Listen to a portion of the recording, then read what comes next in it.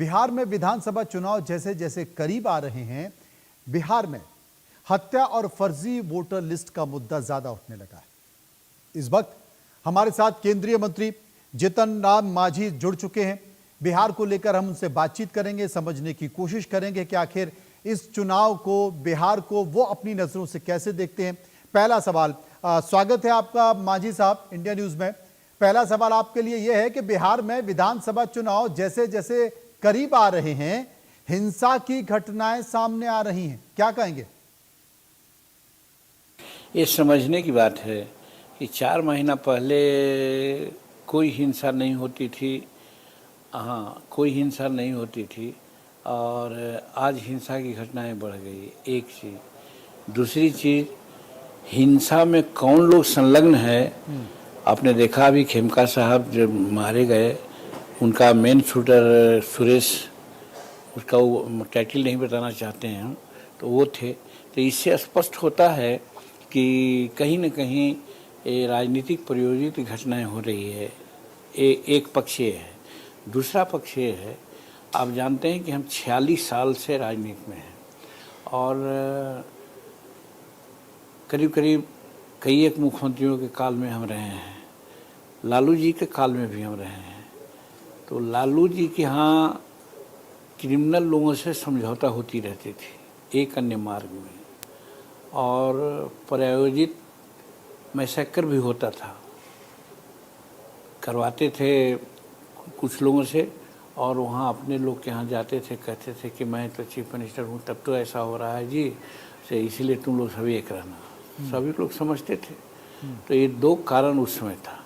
आज आप देखा कि चाहे कोई भी घटना हो, त्वरित कार्रवाई उस पर होती है। अब तो एक्सट्रीम हो गया। इसके लिए धन्यवाद देते हैं नीतीश कुमार जी को कि अब ऐसे लोगों को जिन पर बातें आ गई कि हाँ इन्होंने ऐसा काम किया है, तो उन लोगों को ठोक भी दिया गया है। तो ये है, और आज एक अन्य मार्ग में कोई क्रिमिनल आने का हिम्मत नहीं कर सकता। ये फर्क है, इसलिए वो लोग चिल्लाते हैं, उसका कोई मूलाधार नहीं है। वो तो ठीक है मांझी साहब, वो तो ठीक है, लेकिन विपक्ष मुद्दा बना रहा है। राहुल गांधी कह रहे हैं कि बिहार क्राइम कैपिटल बन गया है भारत का। अब हमारा पहला जो जवाब था उसी से संबंधित है। कहने को कोई भी कुछ कर सकते हैं, लेकिन राहुल गांधी की बात को हम लोग बहुत सीरियस नहीं लेते हैं।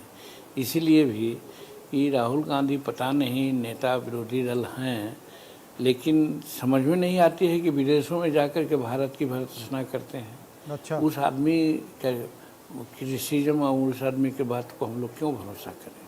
नहीं, अपराध के साथ साथ वो वोटर लिस्ट को भी मुद्दा बना रहे हैं। वो ये कह रहे हैं कि साहब बिहार के चुनाव को चुराने की कोशिश हो रही है, गड़बड़ियां की जा रही हैं वोटर लिस्ट में। कैसे चुराने की कोशिश हो रही है? सवाल ये है कि डेमोक्रेसी है, अगर चुराने की कोशिश होती और सब जगहों में, तो कहीं कहीं तो विरोधी की सरकार है भी ना। अगर विरोधी की सरकार नहीं रहती, अगर चुराना ही होता तो नरेंद्र मोदी जी सब जगह चुरा करके अपना सरकार बना लिए होते। अच्छा, एक बात बताइए। नहीं, इसलिए अगर वो कहते हैं उसमें कोई दम नहीं है। एक बात बताइए, बिहार में वोटर लिस्ट का परीक्षण चल रहा है, लेकिन आरोप ये लगाए जा रहे हैं कि वोटर लिस्ट से एनडीए नाम हटा रही है, गड़बड़ कर रही है। देखिए, हम कोई शहर के रहने वाले नहीं हैं। 46 साल का मेरा राजनीतिक अनुभव है। मैं गांव में रहता हूं। आज भी मैं देखता हूं वहां पर कि गरीब लोगों का नाम वोटर लिस्ट में नहीं रहता है, और जो अमीर हैं वे लोग 4-4 जगह, 5-5 जगह अपना वोटर लिस्ट में नाम लौटाए हुए हैं। नौकरी अगर करते हैं उनके 4 परिवार, तो चारों जगह पूरे परिवार का वोटर लिस्ट में नाम रहता है। तो क्या ऐसा होना चाहिए?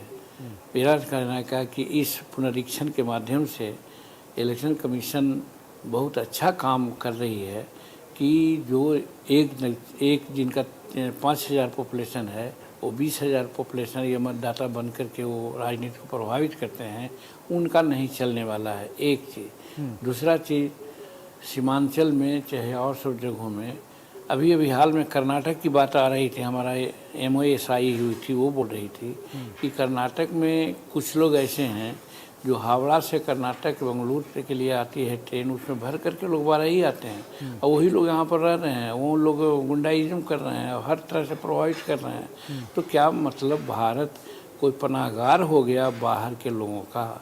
हमारे भारत में जो लोग हैं उनको सुख सुविधा मिले, उनको पॉलिटिकल लाभ मिले, उनको पॉलिटिकल भागीदारी मिले, एक कोशिश होनी चाहिए।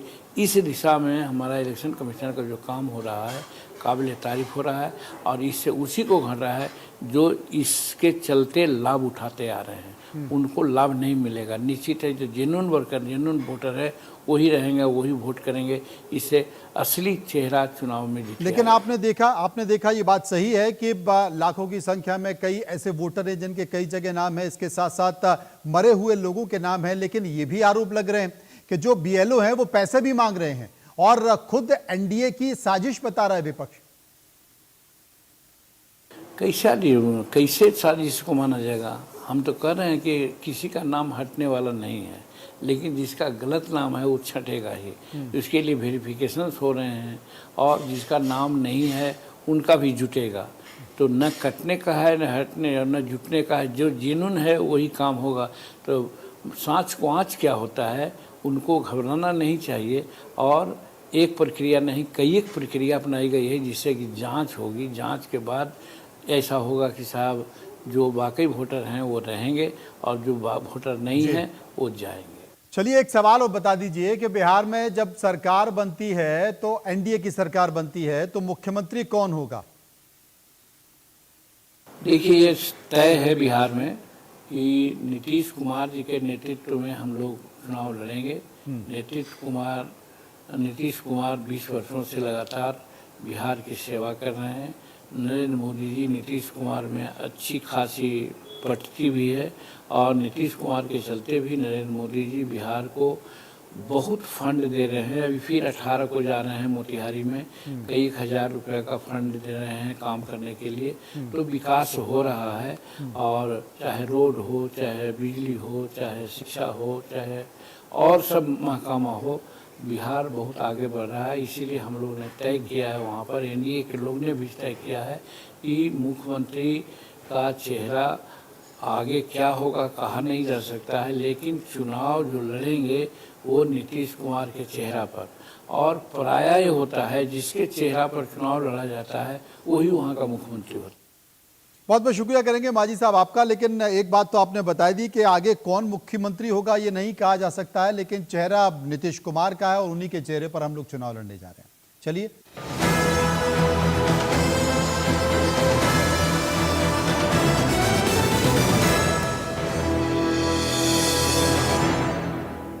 गोल्डी मसाले के 100 ग्राम के स्पेशल पैक्स में फ्रेशनेस लॉक है। ऐसे गोल्डी मसाले जहां जाएं रिश्ते बनाएं। अगर आप बनना चाहते हैं एंकर या फिर आप में है जुनून एक तेज तर्रार न्यूज रिपोर्टर बनने का, तो आप ज्वाइन करें ITV और इंडिया न्यूज एक्स का media school. ITV next media international school का कोर्स आपको मौका देता है देश के दिग्गज एंकर्स के साथ काम करने का। ITV next media international school में आप बेहद नजदीकी से देख पाएंगे किस तरह से ITV नेटवर्क के दिग्गज पत्रकारों की टीम दिन रात खबरों पर काम करती है। इस कोर्स के दौरान आप सीखेंगे एंकरिंग की एक एक बारीकी उन एंकर्स के साथ जो